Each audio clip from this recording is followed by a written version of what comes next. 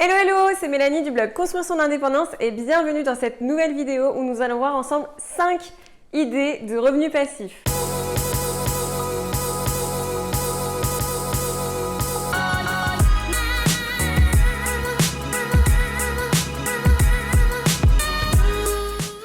Donc la première chose à voir ensemble, c'est déjà l'idée générale de revenus passifs. On entend souvent parler de revenus passifs qui est généré tout seul, sans rien faire. Alors ça, je suis désolée de vous le dire, mais en fait, c'est un petit peu du bullshit parce qu'il y a toujours une action à mettre en place au début pour pouvoir générer ces revenus.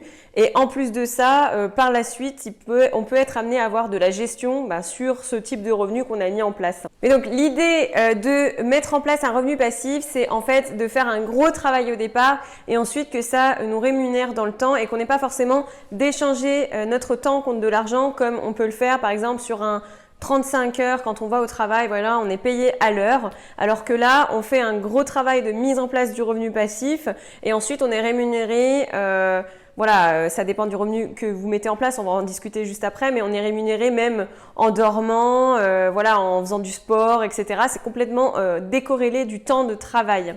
Donc c'est parti du coup pour vous présenter les 5 revenus passifs. Donc là, le premier revenu passif que vous pouvez mettre en place, c'est l'immobilier, donc les revenus immobiliers. Ça, c'est vraiment le top. C'est quelque chose que j'ai mis en place aussi de mon côté grâce à des colocations. Donc, vous travaillez une fois au départ, alors donc dans la recherche du bien, le financement du bien et puis bien sûr la mise en colocation ou en location du moins, ça dépend de votre projet. Et une fois que ça s'est mis en place, vous avez fait votre action de départ et ensuite vous avez le travail de gestion que vous devez faire tout au long de l'année, mais n'empêche que c'est quand même des revenus passifs puisque c'est complètement décorrélé de votre temps de travail. Et si vous faites le compte, le ratio par rapport au temps que vous donnez au projet et à ce que ça vous rapporte, eh ben c'est complètement hyper intéressant. Donc le revenu numéro 2 que vous pouvez mettre en place, c'est l'affiliation. Donc par exemple, si vous possédez une chaîne YouTube, je sais qu'il y a une personne qui fait ça. En fait, il possède une chaîne YouTube sur toutes les nouvelles technologies et en fait, il teste, donc il se filme en train de tester toutes les dernières technologies et en dessous, donc il met toujours en dessous, donc dans la description de sa vidéo, il met toujours le lien Amazon vers le produit en question. Donc bien évidemment, au départ, ça demande beaucoup de travail puisqu'on a besoin de créer une audience. Et quand l'audience est créée, après, les gens peuvent directement commander le produit sur le lien d'affiliation, donc le produit Amazon en question. Et donc la personne, elle peut se rémunérer, donc c'est un revenu passif grâce à tous ces liens d'affiliation qui sont situés en dessous des vidéos. Donc voilà pour la deuxième idée de revenu passif à mettre en place selon votre niche. Donc la troisième idée de revenu passif, c'est le print on demand. Donc ça consiste en fait à imprimer, à créer des designs et ensuite à les imprimer sur des t-shirts ou bien des mugs ou je vais vous montrer un petit peu parce qu'en fait en regardant un petit peu chez moi, je me suis rendu compte que j'avais pas mal de print on demand forcément. Donc c'est des petits textes qui sont marqués. Alors là c'est des tasses, mais ça peut exister sur des t-shirts, sur des sweats, sur des sacs aussi, des tote bags.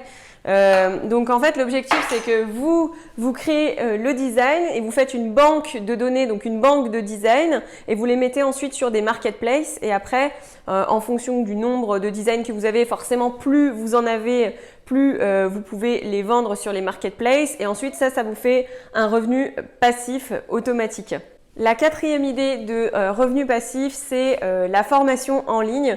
Voilà, si vous êtes passionné d'un domaine, si vous êtes passionné par exemple par la musique, le piano, le dessin ou si vous avez une compétence particulière, par exemple vous êtes expert en immobilier, immeuble de rapport, ou alors vous êtes experte pour les femmes entrepreneurs du web ou si vraiment vous avez une spécialité, vous pouvez créer une formation en ligne pour accompagner les gens à apprendre avec vous la compétence ou à les coacher. Et en fait, cette formation en ligne, vous avez un gros travail de départ, sur la mise en forme, donc le plan de la formation, ensuite les tournages vidéo et après un gros travail sur le marketing, c'est-à-dire comment vendre et promouvoir la formation. Et une fois que ça c'est fait, effectivement, après, vous n'avez plus que de la gestion à faire dans le temps, c'est-à-dire les lancements des formations, quand est-ce que vous lancez la formation, quand est-ce que vous faites la promotion. Et ensuite, vous avez donc du coup les revenus qui rentrent en fonction du nombre de ventes que vous effectuez, bien évidemment. Et donc ça peut constituer aussi un revenu semi-passif, on va dire semi-automatique, parce qu'il y a vraiment beaucoup de travail quand même. Mais en tout cas, c'est super intéressant parce que vous avez un gros travail de départ, mais après, une fois que c'est fait, et ben, globalement, vous n'avez plus que vos lancements à gérer et puis l'animation de la communauté.